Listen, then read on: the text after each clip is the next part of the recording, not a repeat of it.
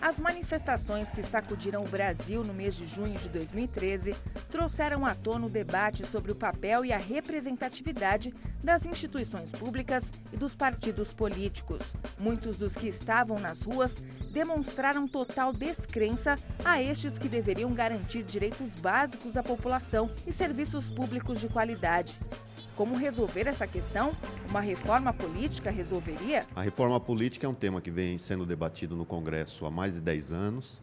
É um tema que não avança porque é muito difícil um consenso entre os parlamentares. Os interesses são muito grandes, especialmente em questões que envolvem financiamento de campanha, onde se tenta fazer um projeto de financiamento público contra o que existe hoje, que é o financiamento privado. Então, a iniciativa privada, o poder econômico, acaba dominando o processo eleitoral. Nós temos um sistema político partidário e um sistema eleitoral que foi elaborado em 1975 pelo general Golbery Couto e Silva. E ele organizou um sistema partidário e eleitoral com a cabeça da ditadura.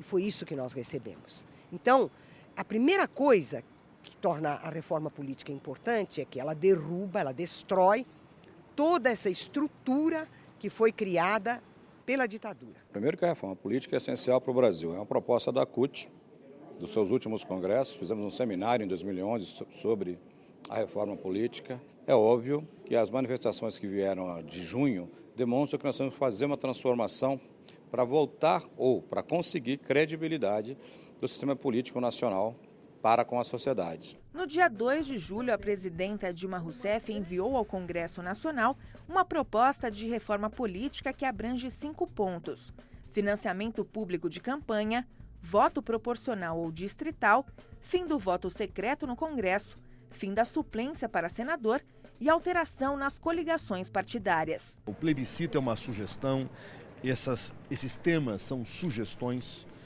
eles são apresentados como temas porque, tradicionalmente, quem elabora os quesitos a partir de temas é o próprio Tribunal Superior Eleitoral.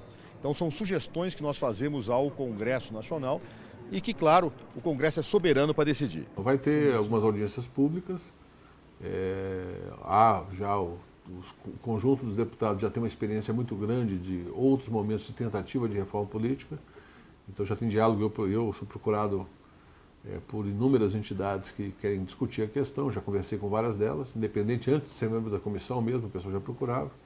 Então a ideia é manter uma ampla consulta, mas sabendo que nós temos um prazo relativamente limitado para fazer o trabalho de relação com a sociedade. Então, quem quiser, de fato, trazer sugestões, trazer reflexões, deve providenciar rapidamente essas agendas. A primeira questão do plebiscito é sobre o financiamento privado nas campanhas eleitorais. Em documento sobre reforma política enviado à presidenta Dilma Rousseff, a CUT defende o financiamento público exclusivo de campanhas. As vozes das ruas dizem que o povo quer ser ator importante no processo político do país, na tomada de decisão. Então, convocar uma constituinte exclusiva para definir a reforma política é muito importante, porque esse Congresso ele já está habituado ao sistema atual. Ele já vive essa estrutura que os elege, que é financiamento privado. Aí o compromisso não é com o eleitor, mas é com as empresas que elegeram os deputados. Então, esse Congresso que está aí foi eleito nesse sistema. A impossibilidade de haver uma constituinte exclusiva para esse tema, nós achamos que o plebiscito é melhor do que o referendo. A vantagem do plebiscito é que dificilmente o Congresso deixaria de fazer uma reforma autorizada nos seus parâmetros mais gerais pela opinião pública.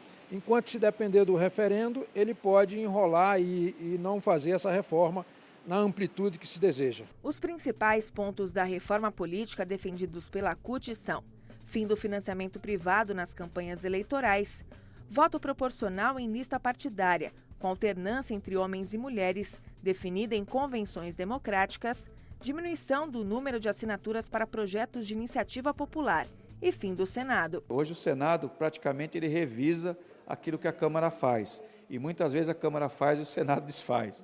Então, com esse papel não faz sentido.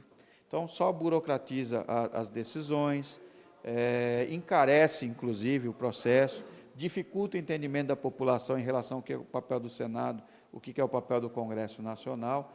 Então, se o Senado é para ter um papel revisor, nós achamos que não é o papel do Senado. Então, é melhor ter uma Câmara só. Inclusão de mecanismos para a democratização do Poder Judiciário e impedimento de judicialização dos conflitos. Hoje, o Poder Executivo tem um controle, né? O Poder Executivo é eleito pelo povo. O Legislativo, a mesma coisa. O Legislativo também passa pelo voto direto, os deputados, os senadores, mas o Judiciário não. O Judiciário é um poder tão importante quanto os outros dois, mas não tem nenhum controle social. E muitas vezes o Judiciário ele interfere em decisões importantes do país. O documento enviado pela CUT abrange 13 pontos e pode ser lido na íntegra no site da Central. O momento agora é de debater com os sindicatos, a classe política e a sociedade qual reforma política desejada. Tem que ter um plebiscito com a população sobre os temas que vai ser abordado na reforma política. Para esse momento, o plebiscito é mais interessante, porque a sociedade vai se organizar e dizer o que tem que ser feito. E aí o Congresso implementa. O plebiscito tem que ser acompanhado de um conjunto muito grande de informações. Aí a internet, os meios de comunicação e, sobretudo, a mídia alternativa, como é a nossa aqui, tem um papel importantíssimo de difundir as informações a respeito de um novo sistema político. A reforma política é uma das coisas mais importantes que devem acontecer nesse país e só pode acontecer se o povo, através do plebiscito, exigir. Porque os atuais deputados, senadores e vereadores não vão fazer essa reforma nunca.